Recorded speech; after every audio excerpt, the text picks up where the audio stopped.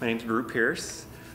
Where I'm from is a loaded question. Do you want to know where I was born or where I've lived? I suppose, where are you based? Where am I based? Well, I'm based in San Francisco area, Oakland specifically, here in California. Cool. And you've had a significant role in the pub scene within America, but certainly within the San Francisco area. Maybe. Can you tell us a little bit about that? In the San Francisco area, or are you talking about like Woof Camp at IML? Well, let's have a talk about Woof Camp, because it's a very well-known event. Can you tell us a bit about that? So Woof Camp, well, this actually was the last year for last year was the last year for Woof Camp. I ended it because I kind of retired. Because I've been doing the moshes at IML for 13, 14 years. Before Woof Camp, it used to be called Kennel. And then when I fully took over, I changed the name to Woof Camp with some other friends. Gunny came up with the logo, and then a bunch of other volunteers, but I was the one producing it all the time. So Woof Camp is at IML, or was at IML in Chicago during Memorial Day weekend for International Mr. Leather. Way back when, it used to just be like, I don't know, 5, 6, 8 of us pups that just happened to randomly meet at IML, and we're like, oh, you're a pup? I'm a pup. Oh, let's hang out. Let's socialize. And then we just kind of would find a little quiet area. And this is back in the Palmer House, back when they used to have the San Francisco and the Texas party. They had like a little stairwell back there, and we kind of would just meet there, and we'd romp around a little bit, and then we would occasionally meet each other during the event. But that was it. It was on Saturday. Oh, good. I'll see you next Saturday, or next year that Saturday at this area. Yeah. And then we would meet other people during the year and say, oh, come here. And so little by little it grew, and then we actually got more organized, where then it became called Kennel. And that's when Nipper and Gunny and myself and some others were involved with it. And then from there, it just kept growing to where we finally outgrew the little stairwell area. And then Nipper helped organize and get a room for us. And we had it there and easily outpacked that room, just with people and attendees and stuff. And then next year, it just kept getting bigger. And then I kind of took over helping produce it. I was more behind the scenes back then. And then I just kind of took over doing it, and like I said, Gunny came up with the logo, and then I just produced it, and then every year it just kept getting bigger and bigger, and the rooms kept getting bigger, and at one point, the biggest year was at the Hyatt, and we had 2 ballrooms. 2 ballrooms. How many pups were there? So we lost count as far as the clicker thingy. I think we had like 1,200 people come through the door. 1,200 people. Yeah, but that's not all pups. That included the attendees and pups and handlers. So that's crazy, though. But it was a lot of people that year. Thank God we had the 2 ballrooms. It was. So how long ago was that? That was 3 or 4 years ago. Because from there, then they left the Hyatt and started going down. I think they went to the Marriott this past 2 years, or the Marriott. And then last year was I think we were back at the Congress last year. Okay. And I just, when you think about it, if you had 1,200 people 4 years ago, the numbers must be crazy. Well, last year. It got very difficult because as they went to the new hotels, our room allocation got smaller. The people didn't get smaller, the groups didn't get smaller, but our room allocation got smaller, and it proved to be challenging. And here's something a lot of people didn't know about, because people would always say, why don't you do it during the daytime? Yeah. And I'm like, because I work during the daytime. I'm working in the vendor area for Mr. S. Leather. And so that's why I never did it during the daytime, because I didn't want to put thousands and thousands of volunteer hours into an event that I wasn't going to be at. Yeah. And so that's why it was always at night. And if we had been able to do it during the day, we might have had a little better room logistics. But anyway, so last year, Woof Camp, I retired it because I've been doing IML for like 20 some odd years now. And like I said, Puppy Moshes for 13, 14 years now. And so I just kind of was getting a little tired. I wanted to hand over the mine. It was time to hand over. I wanted fresh blood, fresh new ideas, new stuff. And so luckily I found somebody to take it over, Kenneth Anthony from the Arizona Pups and Handlers group. Cool.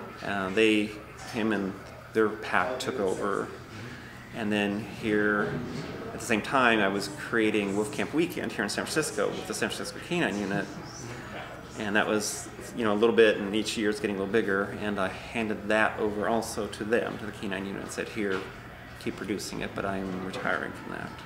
So tell us about the weekend. What would be involved in that? The Woof Camp Weekend here in San Francisco?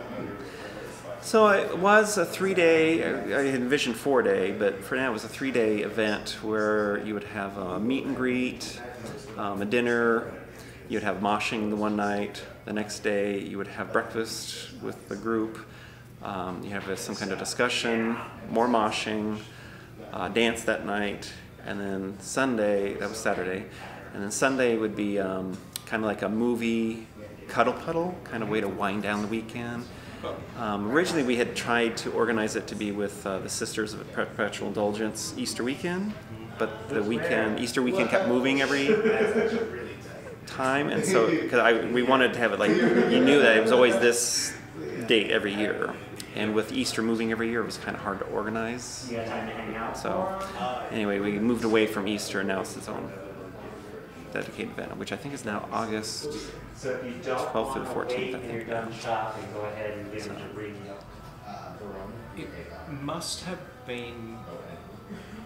I'm just trying to imagine what was the pup scene like 12 years ago. 12 years ago. Decades and decades ago. I know, right? Well, before the internet, it was very hard. There wasn't a lot of us out there. At least there wasn't a lot of us publicly out there. It was definitely an underground movement. There was some of us out there. But thank God for the internet, because that's what brought it out. And I kept telling people way back when, this is the next stage, this is the next trend, this is the next boom coming along the line. And they didn't believe me, and look where we are now. But no, you really thank God for the internet, because it really helped and open a lot of doors and make a lot of connections. Because before then, you'd only meet, maybe if you're lucky, people at the events. And even then, it was rare that I'd meet somebody else. And back then, it was kind of like, you're weird, Why are you barking and growling? Why are you acting like a dog or pup? So socially, how would you meet other pups? Would you just meet at a leather bar or something like that? Pure luck, actually, a lot of it back then. It just happened to be, I'm a very gregarious, outgoing person, and when I was really young, I decided that I was just going to be that way as a gay man. Then as I got a little older, as a kinky gay man, I wasn't going to hide it. I'm just going to be who I am. Because I remember being that lonely little gay boy looking out going, God, I'm the only one, not realizing that person just walked by me was one. And I wanted to make sure that, not that I was going to be flaming or out and proud or but I wanted, if somebody saw me, they're like, oh, I'm not the only one, there's somebody else who's a gay kink man. Yep. And so I just would be my pup self, and somebody would say, what are you doing, or why are you doing that, or are you a pup? And then I would talk to them. Or somebody else would come up to me and go, oh my God, I'm one too. So when did you discover pup inklings? Well, probably when I was like 5 or 6 years old. The other kids would want to play cops and robbers or whatever, and I always wanted to be the guard dog. I always wanted to be the police dog. I wanted to be the dog. And they're just like, okay, whatever. I enjoyed it. I was happy doing that. And then, my teen years, had a little nickname for a little while, Old Yeller, you know, just because I would make noises and growl and things like that. But not until I was like 20, 21, where a man I was dating, who happened to be in Denver, one of the sisters, he was one of the sisters there, and he was like, hey, I'm doing a show, and I want you to help me. I'm like, okay. And actually, it came about really through sex, because I did, unbeknownst to me, when we would have sex, I would make a lot of barks and growls and noises, and he, you know, once time afterwards, he's like, I think you're a dog or a pup, and I was like, oh. And he's like, I really think you're a dog or a pup. He's like, have you ever thought about that? I'm like, what? So we kind of explored it, and yeah, it was through Don that I kind of embraced it, and actually I was really blessed that he, and unlike other boyfriends who might have been freaked out about it, he just said, hey, this is interesting, let's explore it, see where it goes. And he's actually the one who gave me my name. So what does Brue mean? Well, when he gave me my name, he said, I want to give you a dog name.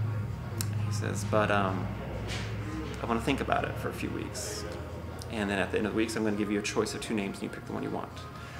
And for those 2 weeks, I just kept thinking, not Fifi, not Fifi, not Fifi.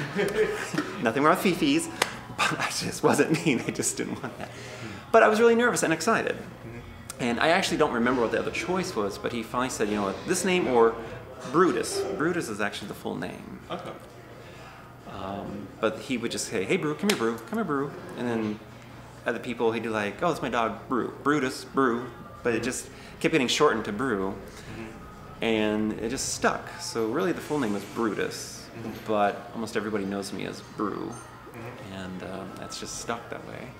Did you, at that time, have did you have some sort of development towards your pup persona? Like, did you have a breed in mind, or? I did. Back then, I really investigated and researched. I went into libraries, because I love libraries, and I just researched different breeds and looked at different pictures and looked at different characteristics, traits. And I originally picked the Australian Shepherd dog, and that's what I identified for a little while. But then people who got to know me and got to meet me over the years kept saying, God, you're such a golden. God, you're such a golden. God, you're such a golden retriever. And I kept thinking, hey, well, maybe they're seeing something in me that I'm not realizing about myself. And I looked at descriptions and I thought, okay, I could see myself as a golden. So I switched breeds. Yep. And I know some people are like, you can't do that. I'm like, I can do whatever I want. This is my pup journey. Yeah, So. It's like, hello, you're living in a world where you get to be a totally different species. I think you get to change however you damn well please. I did.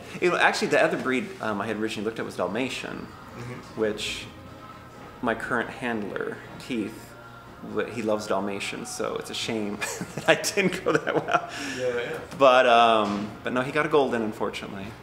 Well, you know, when you consider the breed standard, it's a working breed, a loyal breed. And not quite as, what's the word, lush as a Labrador. Like, you actually move a little bit and you don't sit around eating cheesecake all day. No, I'm very much the working dog, as my pack and my handler will attest to.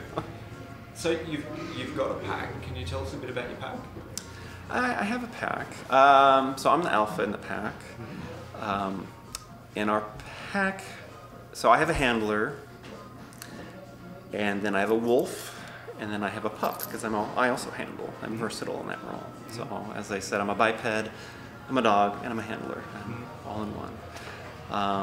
My handler lives in Denver, my wolf lives here, and my pup cockpit lives in Canada. Wow.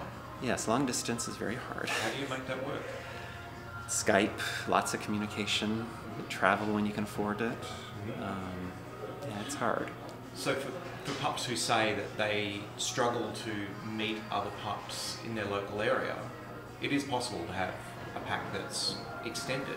It is. I mean, because then, you know, that's what I call my family, my pack, but then I also have a pack here in San Francisco. So then beyond those members, then within our pack, we then have pack members, Pup Knight, Wolf Pup, Pup Arrow, Grommet is now Arrow's new beta, who's just joined.